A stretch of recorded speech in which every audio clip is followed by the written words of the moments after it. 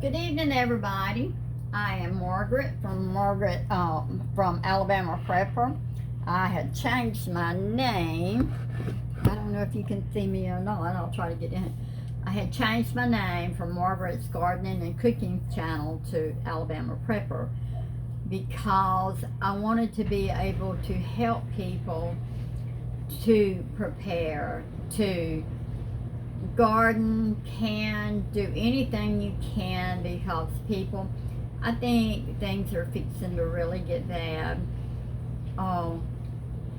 You know, we have time to try to prepare for it. We have time to try to put stuff up, if you've got freezers and all. So anyhow, I changed my name to Alabama Prepper, and I'm hoping that I can help some people out. We're going to be putting up tomatoes today. Now, I'm going to pressure can these tomatoes. Look at these tomatoes. These were grown from an elderly man in our community that has farmed for his whole life. These things are absolutely, this is your biggest saucer. Look at that thing. Those are huge. Now we have got some tomatoes planted in our garden. They're not ready yet. It's going to be probably a month before we start getting tomatoes. But anyhow, Mr. Turner, that's his name, Turner's Farm, had started. His had already started getting big enough for him to sell. So I wanted to go ahead and get some, because you don't never know what's going to happen. Ours might not even make. But these are so big, you can get this little instrument that goes in here and gets these out. But these tomatoes are so big, but I don't have one of the little gadgets. But I use a serrated knife is what I use to do mine with. When I cut the center out, I go to the back and I make this slit. This will help the peelings to come off better once it gets hot. So we are going to put these up in pints. I already have my jars washed and put them through the dishwasher. They're sitting over on the other table. But we're going to pressure can these. I can pressure can more jars by pressure canning than I can do water bath. We're going to pressure can pints for 20 minutes at 11 pounds of pressure. If I was putting them in a water bath canner, I'd have to cook them in a water bath canner for like 40-45 minutes, and that would take up a lot of time. In my pressure canner, I can put 14 to 16 pints at a time in my pressure canner, and then they'll be ready, they'll be done within 20-25 minutes. So we're going to put these in the pressure canner. So trying to get all these ready so that we can get them in there. Now I'm going to dice these. That's the way I like them, because most of the stuff that I cook, I just use diced tomatoes. So we're going to cut all the bad spots off of them, which there's not very many. I picked these up Friday morning, I believe it was, and been trying to get them canned ever since, but it's just been one thing after another. It's busy around here. Yesterday we worked in the garden. We had to tie up the rest of the tomatoes with stakes. We had to pull some more weeds out of the butter beans and the peas, gather squash. We just got a pile of squash yesterday. If you watch my video before this one, it's how to can squash, put them up in the refrigerator without blanching. It's a good video. If you're interested, well, watch it. And it's putting up squash for a short time, which is like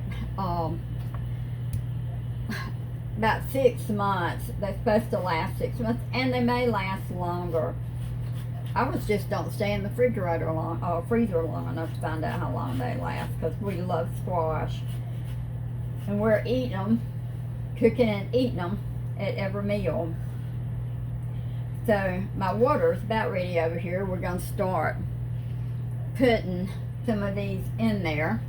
I got me a mid-afternoon cup of coffee that I'm trying to drink. I had to have my coffee about 3 o'clock in the evening. Okay, so we got our water. Our water's boiling. We're fixing to start dipping our tomatoes in there. And here I have cold water, plus I have put ice in there. And what this does is it stops the cooking process. When you put them in here, we'll leave them 2 to 3 minutes so the skin starts coming off of them. Then we'll put them in the cold water. That will stop the cooking process. So we're going to start dipping some in there now. And this is hot, so when you put your tomatoes in there, make sure you got like a big spoon to put them on so that you don't get burnt, because this water is hot. It is boiling hot. So get a few in there. We're going to leave them about 2 minutes.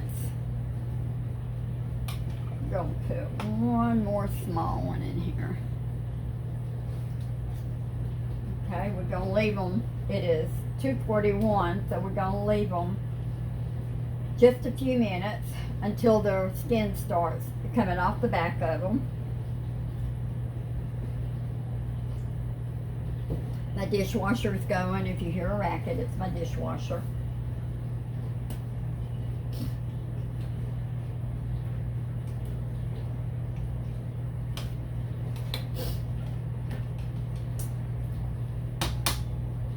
I've been hunting me some snap beans. I have not been able to find them. I'm so scared I'm not going to have any snap beans to put up this year.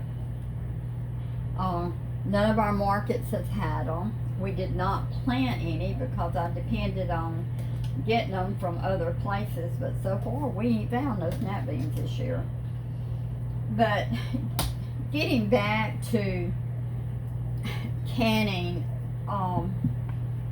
if you're able to can, you can water bath can tomatoes, but start trying to save up some food. I believe in a couple of months it's really going to hit us. It's already hitting us here. Gas prices is so high. I believe the truckers is going to start parking their trucks. They're not going to be hauling it. There's no way they can haul it, not with the gas prices so high. It just, you know, everything is just so high. Okay, let me show you this one. See how the skin has pulled away from this one?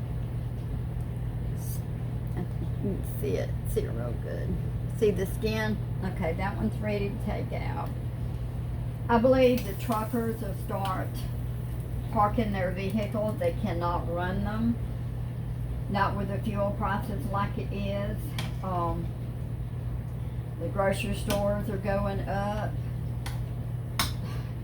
Everything's going up. I seen where in California the gas had already hit $7 a gallon, and I believe it'll hit here. I believe eventually it's gonna hit here. So do everything you can. I mean, I know a lot of people get food stamps, which I have nothing against food stamps, but if you can't find the food stamps, it's not even going to help. So you know, do what you can, prepare, because I really think by this fall we're really going to be hit hard. Now I'm going to go ahead and get some of these blanched and ready to dice, and I'll be right back with you when we get ready to do that. Okay, I wanted to come back. We've got some that we've already peeled, but I wanted to show you how easy it is to peel these.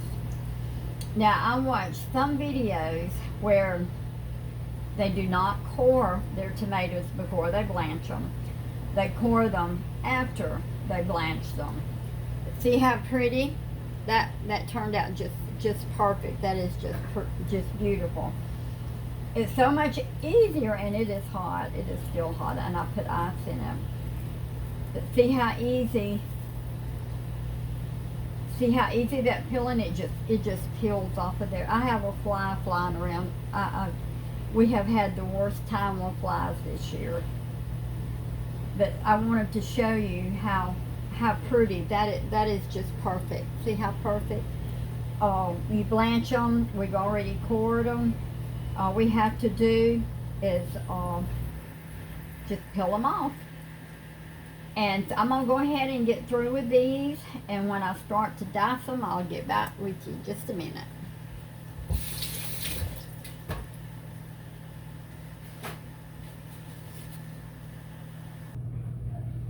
Okay, so we got 2 big bowls of tomatoes that's ready to be diced. Those are just gorgeous, just absolutely gorgeous. So what we're going to do is we're going to go ahead and cut them up. I want them to be like diced tomatoes. Now, I probably don't cut up like everybody else does, but I'll show you about how I want them to be.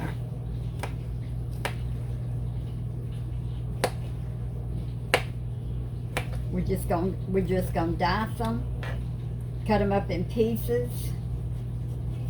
Get that little piece of core out of there.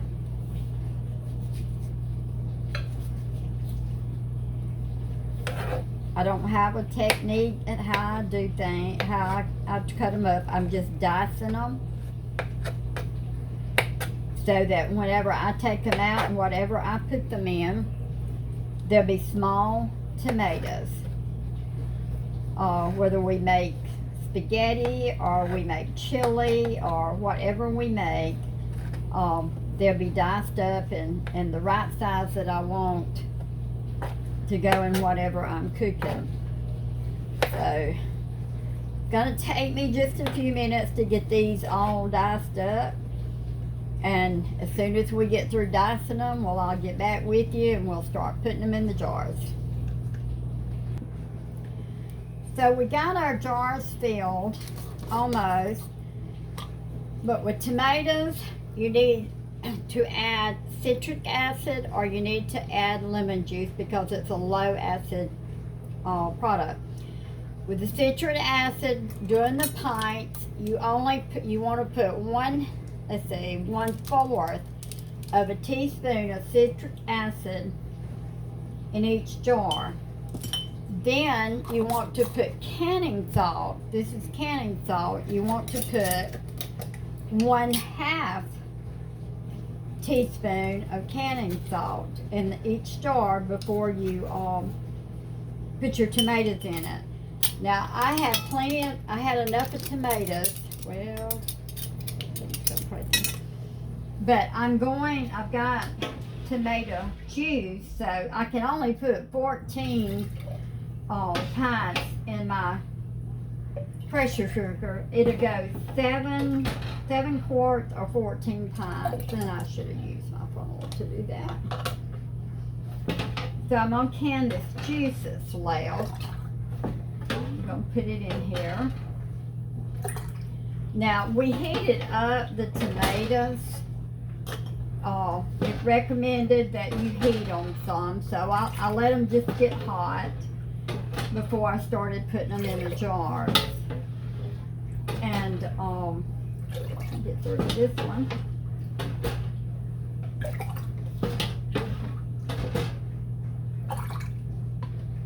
Alright, I did not add juice to my tomatoes in the jars because,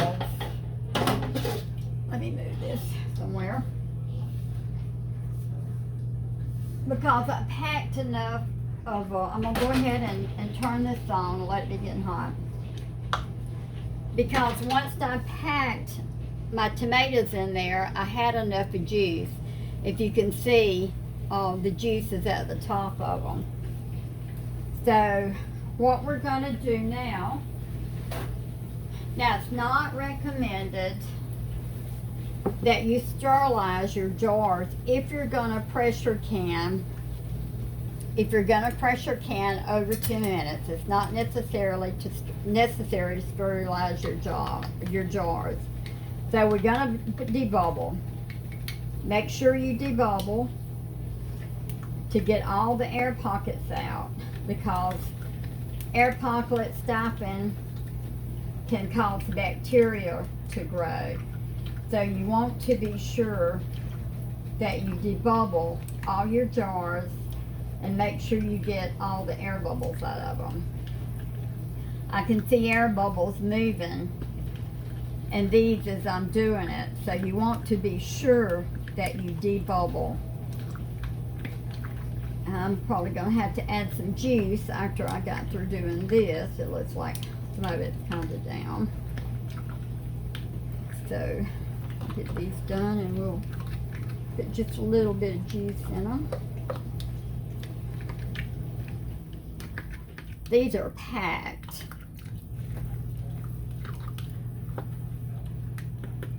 So we're gonna add, I'm probably gonna make a mess, but y'all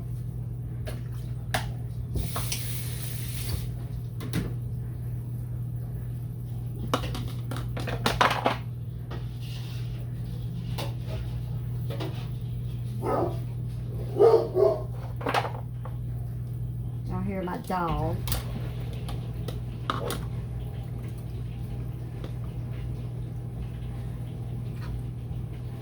Put a little bit of juice in these. My boss Slit. Okay, we're back. My grandson walked in. He didn't know that I was taping. Okay, we have debubbled all of our jars. We have took vinegar and wiped the tops of them. We're putting our lids on just finger tight, not real tight, just finger tight. Now it's not recommended that you scald your jars if you're going to pressure can more than 10 minutes. We did heat up our lids to get the little this is a new pack, but that don't look good. To get them soft where they'll go on the jars.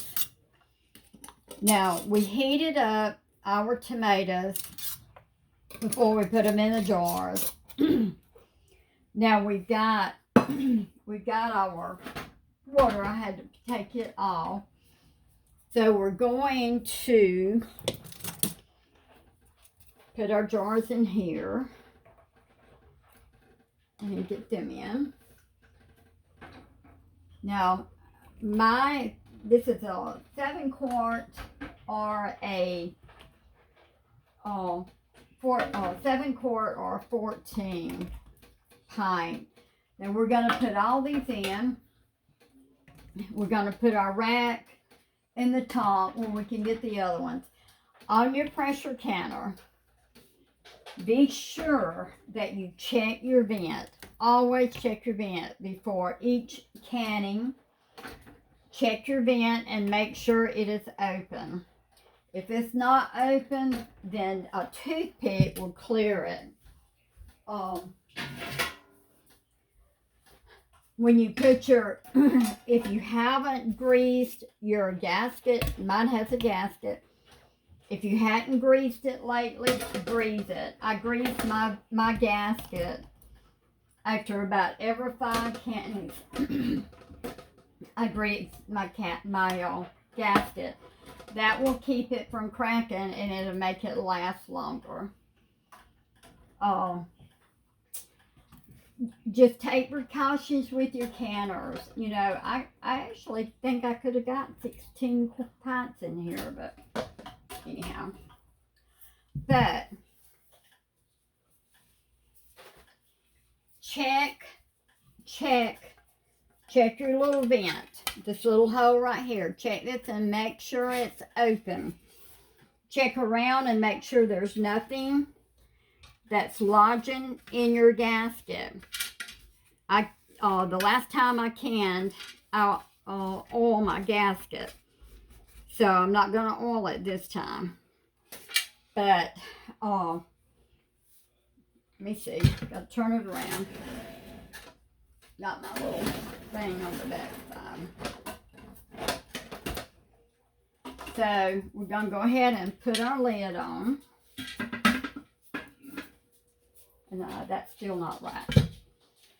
I think my little grandson turned my gauge around. So now it's backwards. So try it this way. Okay,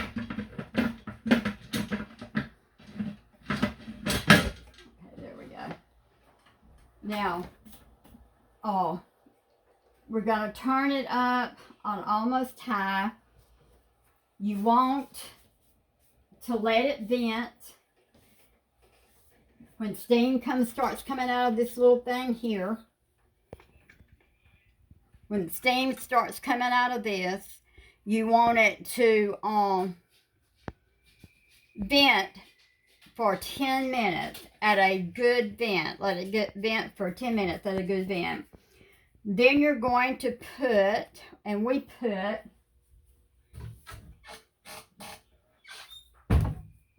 this is what we use on our canner. And we will, we'll put it on there when, after it steams for 10 minutes, we'll put it on there. Let it come up to, I'm having a time. Let it vent for 10 minutes. Put your gauge on it. Let it come up to 11 pounds of pressure. And then you want to pressure cook these for 15 minutes at 11 pounds of pressure. So as soon as we get them pressure cooked and start to take them out of the pressure cooker, I'll be right back with you. Okay, we pressure canned for 20 minutes.